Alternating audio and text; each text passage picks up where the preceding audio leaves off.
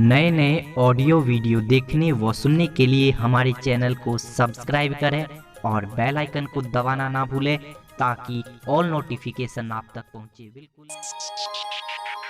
अभी आप सुन रहे हैं रमा म्यूजिक की शानदार प्रस्तुति।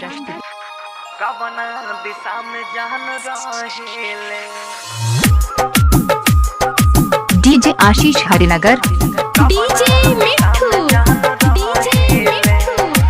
राजा पटसोनी, शिव मनमोहन रिकॉर्डिंग स्टूडियो दिल्ली। कवना दिशा में जान रहेले हमके बता दे रे पुरबा, कवना दिशा में जान रहेले, कवना दिशा में जान रहेले। हमके बता दे रे पुरबा, कवना दिशा में जान रहेले, कवना दिशा में जान रहेले। पागल दिलावा रहिया निहारे, बिरही के मारना सहेले। हमके बता दे रे पुरबा, कवना दिशा में जान रहेले, कवना दिशा में जान रहेले।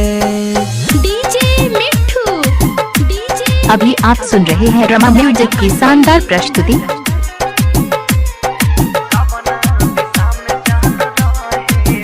डीजे आशीष हरिनगर,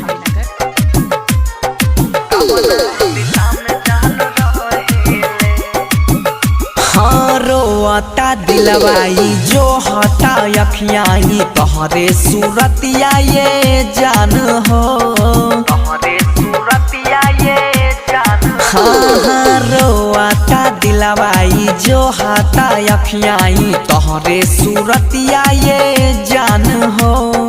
निक नहीं लागे ओकरा बिना कुछ हूँ, अख से आंसू बहेले। का रहे हमर कसुरवा, बेवफा हमके उ कहेले, बेवफा हमके उ कहेले। डीजे मिठू, अभी आप सुन रहे हैं रमा म्यूजिक की शानदार प्रस्तुति।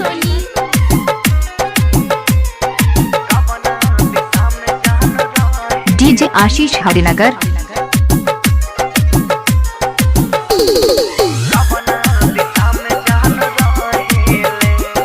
प्यार ऊ बचपन के बात, लड़कपन के कैसे के हम भूल जाई हो, कैसे के हम भूल जाई हो। प्यार ऊ बचपन के बात, लड़कपन के कैसे के हम भूल जाई हो। भोरबा कोड़बा में बैठो तो रहले, बहुते याद ऊ आवेले। मंगिया में भर के सेनुरवा, बंसी के प्यार में बहेले, अभय के प्यार में बहेले। पागल दिलावा रहिया निहारे, बिरही के मारना सहेले। हमके बता दे रे पुरबा, कवना दिशा में जान रहेले, कवना दिशा में जान रहेले।